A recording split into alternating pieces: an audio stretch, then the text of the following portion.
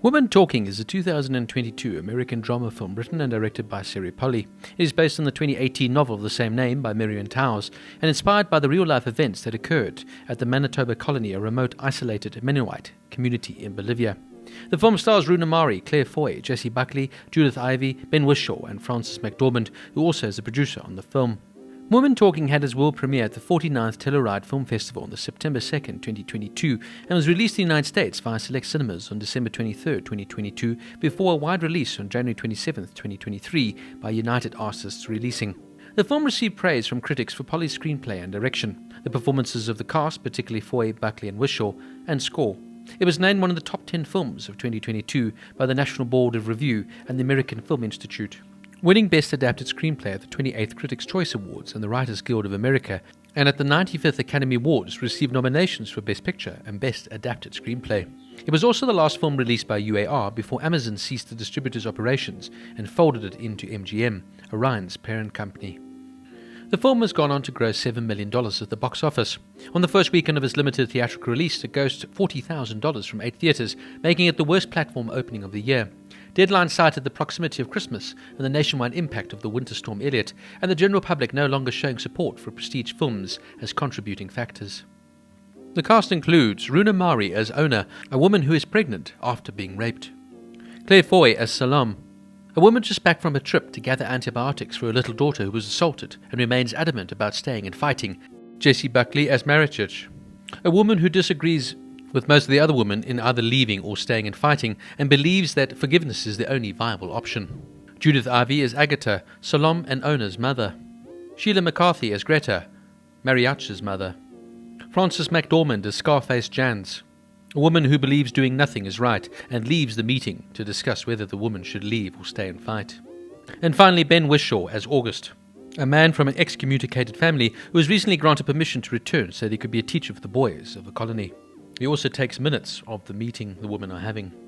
Principal photography took place from July 19th to September 10th, 2021 in Toronto, with COVID-19 safety precautions in place. Costume designer Quinta Elfred procured fabric and prayer coverings from actual Mennonite community stores, using different colors and patterns for each family to represent certain traits they held as a unit.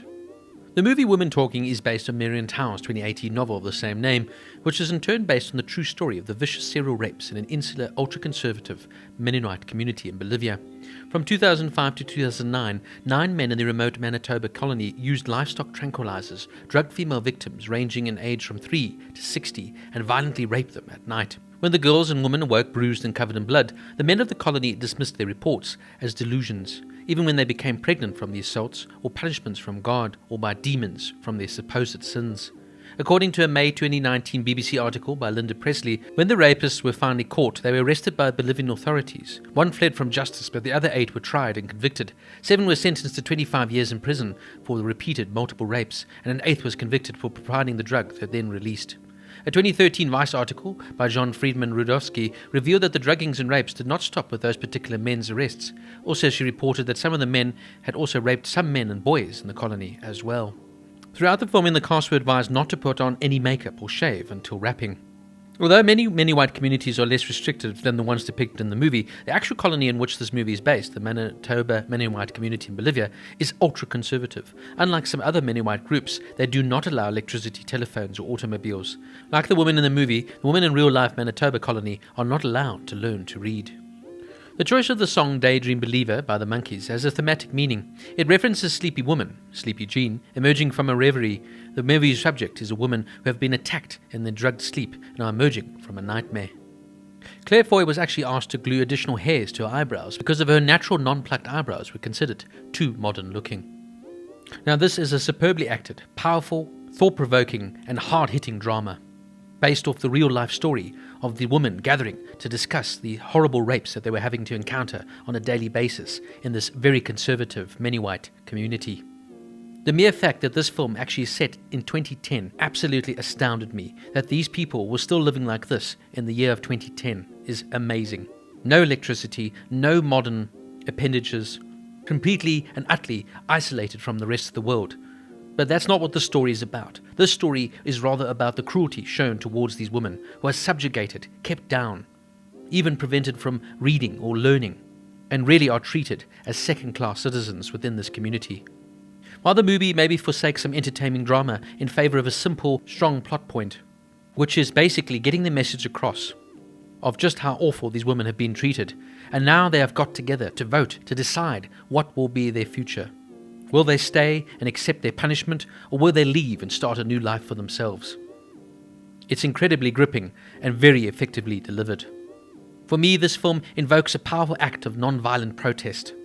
Yes, some of the characters, particularly Claire Foy's Salom, want to stay and fight and want to be aggressive, but most of the characters decide the best thing to do is just leave, that violence isn't necessarily the answer, and that they are better than that. The story almost plays out like a parable, to illustrate a sort of moral or spiritual lesson to take out from the main plot. But the film never wavers from its strong, pointed drama. The material is on point and perfectly put together, and it has a sort of spiritual abandonment to it. And even though there is sort of a sternness to the film, and a sort of starkness as well, the film, however, can give way to some lighter, easy moments, providing a sort of cathartic relief, as it were, showing the humanity of these women. The whole cast are absolutely superb here, but I must give a particular shout out once again to the phenomenal, fantastic Jessie Buckley. There is literally no role that this woman cannot pull off. She plays the jaded and cynical Mariash, who unfortunately gets beaten down by her husband one too many times and doesn't believe she can fight back. Then there's fantastic Rooney Mara as Ona, the naive but happy-go-lucky person of the group, even though she is carrying a child from a rape. And of course Claire Foy turns out another stunning performance here as Salom, the most aggressive and angry of all the women. Ben Whishaw also turns out a stunning performance here as August, a simple man who was extradited from the community, who has come back now to his home, but now sees the world for what it really is and wants equality for these ladies. He's kind and gentle and just provides you with a sort of idea that not all men are evil. This film is definitely approached from a feminist standpoint, but then what it is really doing is telling you a true story, not hiding away from the facts, even if some of them are absolutely awful to even think of. The film can be slow and methodical.